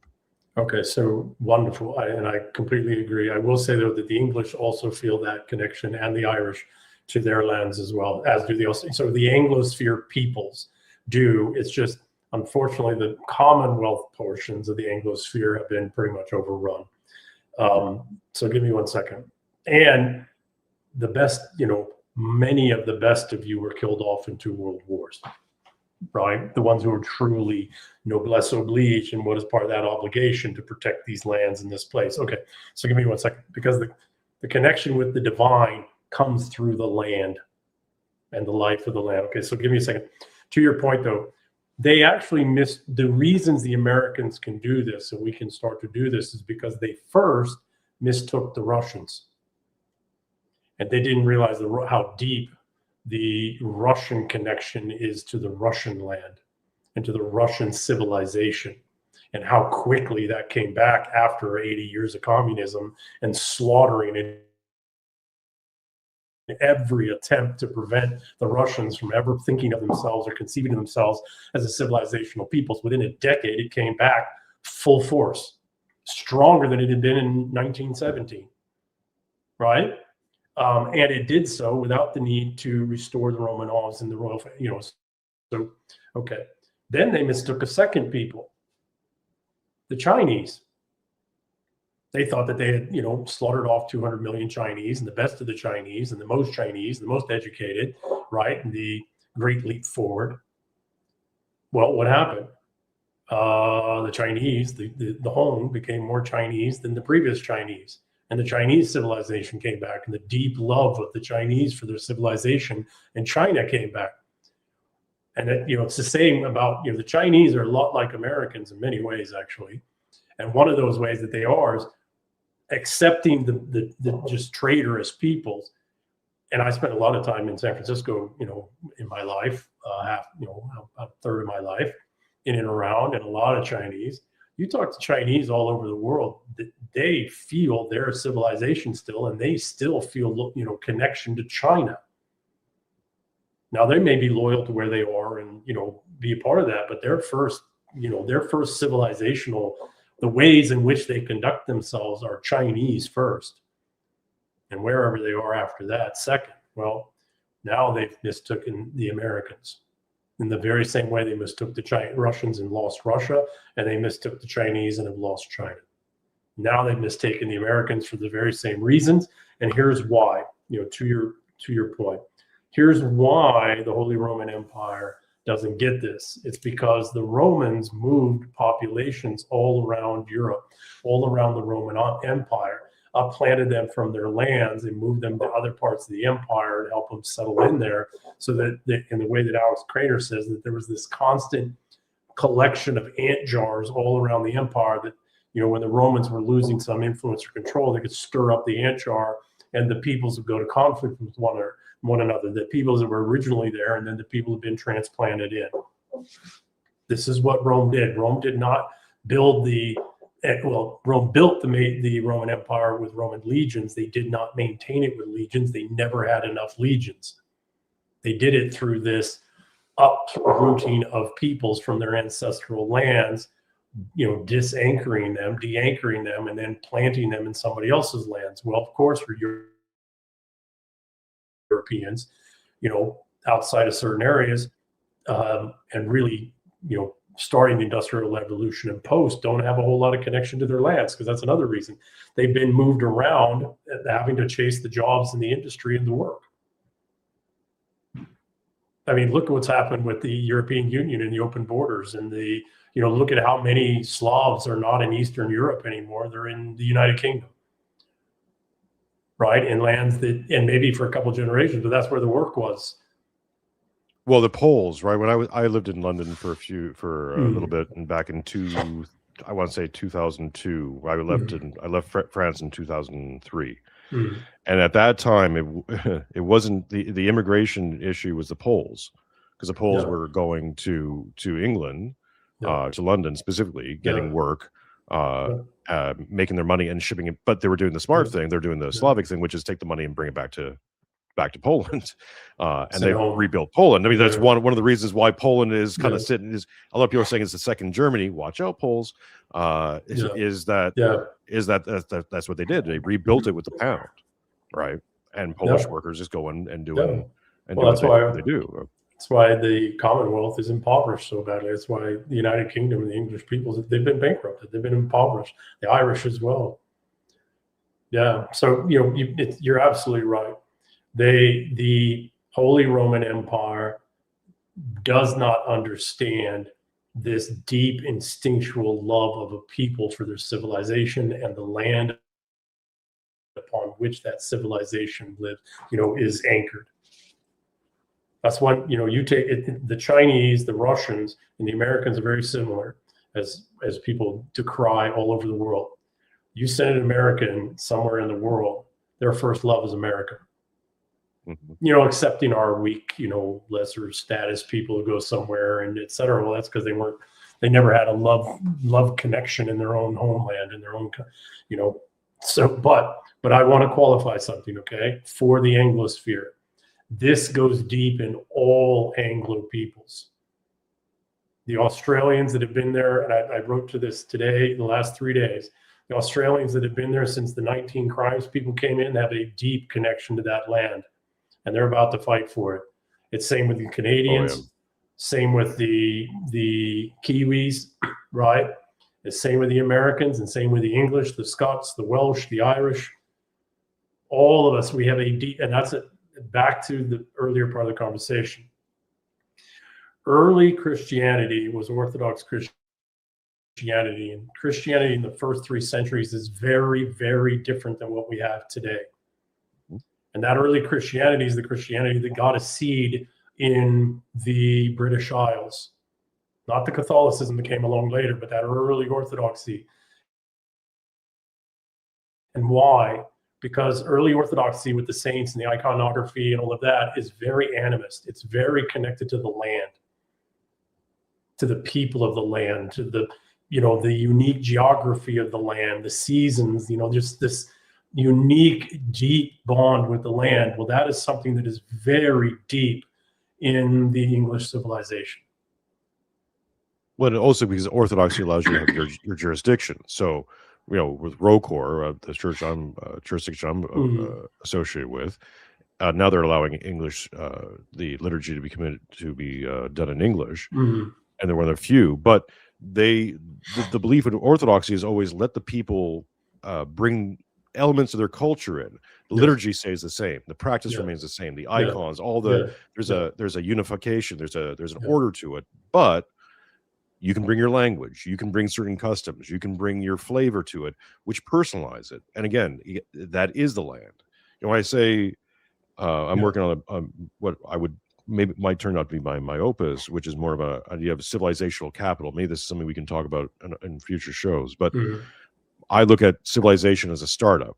So I say, look, if you take this, and this is a little bit boring, a little bit from Nick Land. The only thing I like from Nick Land is he said that capital as a metaphysical category, let's say, is a result of human competency. I like that idea. So it's like the idea that if you take a fishing village, out in the around the Adriatic, and they just get really good at fishing, and the more they get good at fishing, the more the competency grows in fishing. They start to take that capital, which is just metaphysical. It's not just currency or material, and start applying and investing in all these other things. So they get really good at boats and really good at nets and really good at fishmongering and all the rest of it. And you, over time, with it just right enough investments, you go from fishing village to the Portuguese. I'm curious about that transition, because that's a civilizational mindset. That's a civilizational frame that's baked into, I believe, Western. Let's call it Western civilization, just as the nom de plume, right? Well, that's very particular, right? That's a very particular mindset, and it's not just shared by just Western Europe. We can say this. Obviously, the Russians have it, the Chinese have it. Certain civilizations have that building, that ability to invest. The thing I want to qualify is that the Anglosphere are not Western civilization. Right. We are distinct. I'm just saying Western civilization just as a blanket term. I know, but we need to be careful there, because I wouldn't consider the Russians Western civilization either. But we can. That's why I'll just say this. We can just say it's a civilizational frame, a civilizational mindset that is shared by certain people and not shared by other people. Yes. The counterbalance to that is what I call a primal frame. So this idea came to me when I saw there's a video going around a few years ago of this woman crossing a river in Congo. It was a piece of sticks, and she fell in the river, and the things on her head floated down the river. And the captioning above it was like, "The world has failed Congo." I'm like, I don't think so. I think the people in Congo occupy a primal frame, which is, if you took me or you and dropped us in the Congo, we would need that frame. That's a very useful frame in the Congo, where you use everything. Like if you build a nice big stone bridge there, you come back a year later, it's gone because they've repurposed the bricks to build other things, because that's what you do in Congo, right? That's how you survive. That's fine there. It doesn't work in civilization, because that big stone bridge isn't just for the waters.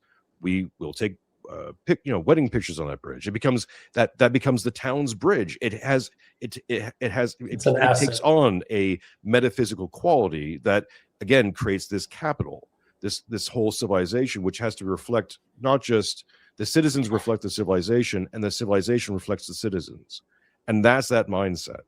That's that building mindset that cannot be, I believe, cannot be destroyed. It's epigenetic. It's a sense of being that makes sense to us and doesn't make sense to anybody else on the globe, but it makes sense to us. It's supra rational. Okay, so I don't disagree with any of that.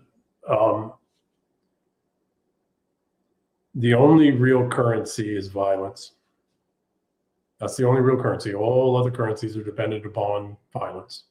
Okay. Now, that's not just indiscriminate violence, right? It's judicious violence.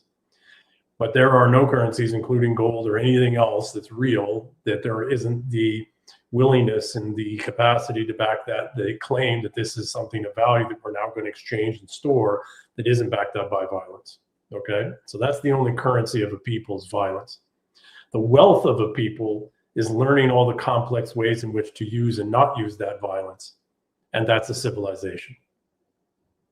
That's a complex coding of all of these complex algorithms of a people of when to and how and what measure and what way, and all the complex ways in which we have to figure out how and when and where and what, why are we going to use violence and what sort of violence we're going to use, etc., in order to maintain, in order to increase the wealth of our people. And that is a complex set of algorithms and heuristics that collectively develops, into a civilization where you need very little of the base currency, violence, in order to sustain it, because you now have a portfolio of wealth that is self-sustaining, complexity, right? Relational complexity. And order. But it's complex because humans are complex. Just an individual human is immensely complex, much less two, much less five, much less 5 million or 500 million. So yeah, and when we take that concept of violence or force and extend it out a little bit, and not to denature it, because obviously we're talking about kinetic as well. Yeah, that's physical. the primary form. Yeah. But there's other forms of violence that are covered in that. Correct. And that's usually that becomes almost the subverted forms of it that we're seeing. Correct. Right, the foxes overtaking the lions, right? To use that kind of language. Yeah, the hyenas.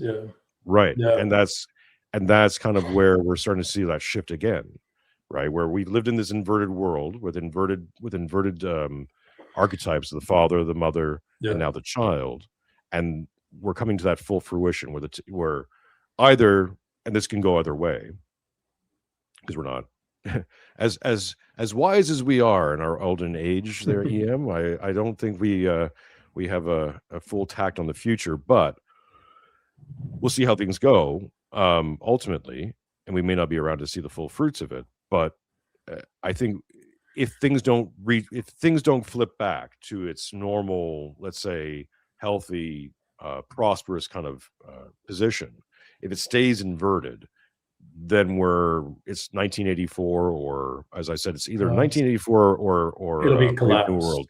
It'll be collapse. It won't be either one of those. We're already through that phase. It'll be collapse. Right. So give me 1 second. We are, as you articulated earlier, we are moving from the devouring mother to the stern father. And who leads that transition? Who brings the transition about? It's the wrathful son, or the prodigal son, which would be that's the wrathful son, right? This is the conversation I was having with Tommy Kerrigan again this morning, was about the hero's journey. Where are we as a civilizational peoples, the English civilizational peoples, the Anglos? Where are we? We are at the journey home portion of our civilization. And that started actually 2 of our 4 great cycles ago. That hero's journey began for us in the late 1100s, early 1200s. And we are now at the journey home portion. We've learned all these things. We've tried all these things. We've gone out and fought all these things. And now we're coming back to our home, to us, to our people, to our civilization, to our lands. And we're finding that they're occupied by others, just like is in Homer's Odyssey. And we are going to have to, remove the people occupying our lands and our homes and our people, our places. And we're going to have to figure out how do, the hardest part of the, Joseph Campbell's hero's journey, the hero with 1,000 faces, the hardest part of the entire hero's cycle, the hero journey cycle, is the journey home, the return home. It is the hardest, because how do we update our 1,200-year-old, 1,300-year-old civilization with all this immense knowledge and complexity that we've learned. That is no small task. But first, we have to get through surviving the, we have to get through the bloody fight that's necessary to free our homes and our lands and our peoples and our wealth, such that we can even get to that that reintegration of our new civilizational knowledge, which is going to take probably 2 centuries. The fight's going to take a decade, no more. But if we survive that fight, through the latter part of the next decade, it's going to take us 2 centuries to integrate all this knowledge and use it and expand our civilization, our peoples, etc. Which is exciting, and Yes. I think Yes. it's a weird. I think some people are going to hear that and despair, but for me, that's the fun part. It's the building blocks. I've been saying to a lot of young men who are despairing or not knowing what to do, which is kind of the other term I use for, let's say, the Holy Roman Empire group is the merchants of despair, because that's really what their marketplace is. You have all this money and all this power, and what do? They waste it on human trafficking, drugs, and guns. Well, because the money and power they have is fake. Right. It's right, fake. and they're just little gremlins, anyways. But I've been saying to men who are not knowing what to do, I'm like, go buy a town, get your boys together and go buy a town. There's places in Appalachia right now, right, where you can buy the entire town. It used to house over 2,000 people when it was a factory town of some sort. Mm-hmm. You can get it for under $1 million, way under $1 million. Now it's a fixer upper. You're gonna have to figure out a way to monetize that thing, but then you have a town and you have your guys together, and then you can start making some rules around there. That's a positive step forward. That's at least something. That isn't sit around doom scrolling, blaming everybody, and wondering why everything just keeps getting worse. And just as you said, the awakening is happening now in Australia. They just passed this new budget bill, and even a lot of young guys are now waking up to realizing that this unrealized gains tax, especially on properties, and this all these promises are basically just locking them permanently outside of a market. Well, even if they get in the market, they're screwed anyways. They're all in, the Holy Roman Empire, through the city of London and elsewhere, are all in on stealing the boomers' wealth. It's the largest portfolio of real asset wealth that's ever been created in human history. Don't think for a moment they won't slaughter all of us and do every trick. Read 3 articles I wrote over the last 3 days, because the real target is the boomers' trillions, because that's real wealth. That's earned income. That's earned liquidity. On the entire asset class. And so that's the entire global, the outside of Russia and China, that is the entire global economic base, wealth base. And it's earned. It's not fake money. It's earned. So that's tens of trillions of dollars. That's what everything that they are doing is to try and steal that wealth. And that means they have to eradicate us as well. Well, then it's about, okay, do we, the people, initiate phase 6 of the unconventional war that they are trying to skip straight from 5 to 7. People can go look up the articles, right? Explain that briefly, though. What's the different phases? We don't have to necessarily go through all of them, but so you mentioned in your article that they skipped phase 6 and went right to phase 7. So maybe give us phase 1 through 5 is infiltration, link up, build up, et cetera, et cetera. People can go look up the stuff. In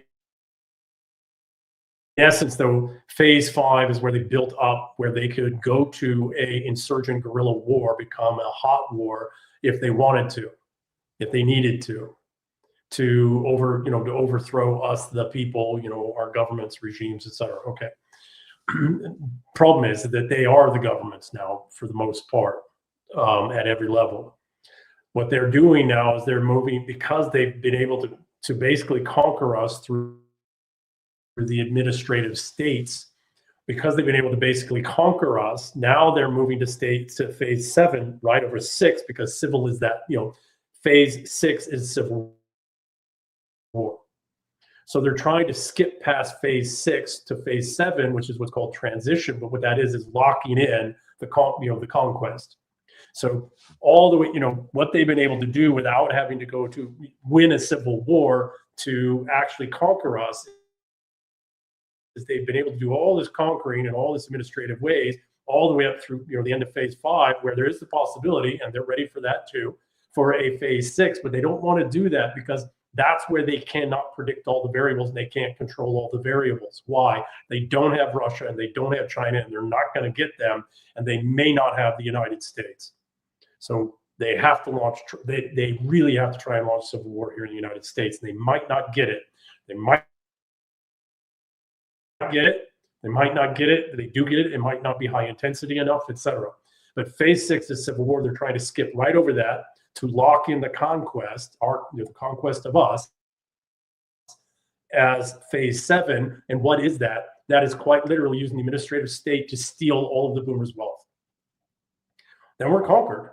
We have nothing, literally nothing. And then quite literally to the point of just completely demographically, ethnically replacing us in our own lands. So read the 3 pieces, read them in order of, what I published, because but the question becomes one of, are some of our oligarch princes going to be threatened enough that they support the people and back and work with the people in initiating a phase 6, which is a civil war. In this case, would be civil wars all over the Anglosphere. And here's the thing that people need to understand, and this is why the young men are feeling, and men our age are feeling so despondent. It is never we the people that initiate a civil war. It is always some subset faction of the oligarchs, the princes, because princes are oligarchs, whether they're hereditary or otherwise, So it is always some faction of the princes who realize there is no other way, who launched the civil war, that then the people come and join, factions of the people, subsets of the people, etc. Where the despondency is amongst the men of the healthy men of the world is that there's no princes stepping forward to do that, and we're watching everything disappear, just get literally handed over through fiat and through the courts and everything else, through regulations, to our conquerors. And the princes no princes seem to be doing anything, unless the few like Trump and others, who I do have a lot of respect for, all they're trying to do is keep the old thing going. The old thing's dead. What do you think of Peter Thiel? He's a scary character, but he's not what people paint him as. I met Peter Thiel decades ago in Silicon Valley when we were all still coming up, right? He's not a bad man. He is part of a belief system, this technocracy, belief system. He is part of this computationalism, this new kind of religion. The tech bro guys have their own religion. It's computationalism. I've written on that as well. But he's not evil. He's not what he's painted out to be. But he also has a Praetorian problem. Don't think any of these billionaires are operating independently of their security teams. Yeah, well, I mean, his mentor was Anton Scalia, who obviously fell afoul of some Praetorians, and he had a certain lover that went through a window in Miami not too long ago, which is when he all of a sudden started to back off from open political discourse. So the big problem that we have right now is the Praetorian problem. We want our princes to move, but our princes are held captive by they're under the flag you have behind you. Our princes are under duress, and we, the people, need to accept that, and we the people need to come to the defense of our princes. And so, what is the Holy Roman Empire doing all out, which it's done for over 1,000 years? It's keeping us and the princes from hating each other by putting out things like the princes are baby eaters. It's one of the oldest tropes in the history of the world, and we fall for it every frickin' time. The only way any of this turns around is prince and people come together. It's the only way. Historically, that is absolutely accurate. The founding fathers of the United States weren't common men. Not a single one of them. They were all aristocrats. And, oh, by the way, they were backed by actual nobles, and I genuinely believe by King George III himself, who was, held under duress, by the equivalent of the Praetorian Guard. And so he helped the colonies by being crazy, non compos mentis at times, which allowed him to have conversations and say things because he's crazy, whatever. I think King George helped the colonies break away, just like, Eastern Empire and Rome broke away from Rome. So that 100 years, in this case, 250 years later, in that case, the Eastern Empire was able to break the Roman peoples, the Roman imperial peoples, away from this Praetorian problem. I suspect that's exactly what we're trying to do now and what we're coming up against. All right, we're at almost the 2-hour mark. Let's wrap it there. But I'd love to have you back on, EM. Please, this is the plugging. This is the part where you plug. Plug away. Also, anyone who's interested, look in the description below. Links to your website are there. I believe that has links to all your blogs and all your writing and all the rest of it. But please let the people know where they can get more of EM. So I got a whole list of books on Amazon. You can buy signed copies at my website, ianburlingame.com. I have a Substack. Most of the stuff I do there's free. X is where I expostulate. I don't drink anymore, so I'm not doing drunken rants anymore. Some of those were kind of fun. They might go on for 2 or 3 days, but and most of that stuff there is free as well. I do have some subscriptions on Substack. We do have subscriptions on X. I'm very grateful for those. We are preparing to launch a custom trained LLM system so that people can query all the different, the kind of way in which I think, so they can ask the LLM their questions, et cetera, but they're going to get back. And that's all based off of the books and the articles and all that stuff. That's for paid subscribers. And then we've got the New Nobility channel on YouTube, which we're going to start adding more content to now regularly. So that's youtube.com/@newnobility. And then there's my YouTube, which I'm doing some podcasts. Mostly I just tinker talking to friends. I'm not trying to be a podcaster like all you luminaries. But that's kind of the extent of where I am and what I'm doing. Thank you so much, EM. Hang on for a second. We'll talk a little bit afterwards. Ladies and gentlemen, mesdames, messieurs, brothers and sisters, comrades, and other strangers, thank you so much for tuning in. I don't know. I haven't checked the goal, but hopefully there was a goal up there. We hit it close enough. I'm going to be buying another one of EM's books. And I thank you for all the love and supports. Quickly, we'll just look for some super chats. Didn't see any questions being answered here or questions being asked. So, but thank you to everyone here. Mongo, Orthodox, and Texas Novinsky. Thank you so much. And if you're watching this in the future, there's links, of course, to my Streamlabs and PayPal and all the other things. So send us some money, because I am a money-grabbing capitalist after all, and it helps keep the lights on. I don't know if the nice thing about living in Australia is that exchange rate, that American to Australia exchange rate is key. So don't have to go crazy, folks. $2, $5, $10, what do you got lying around the couch? Send it on over. And we will be back again next week. So set that notification button on, and we'll talk to you again very, very soon. I am Jason Mironchuck, and it's later than you think.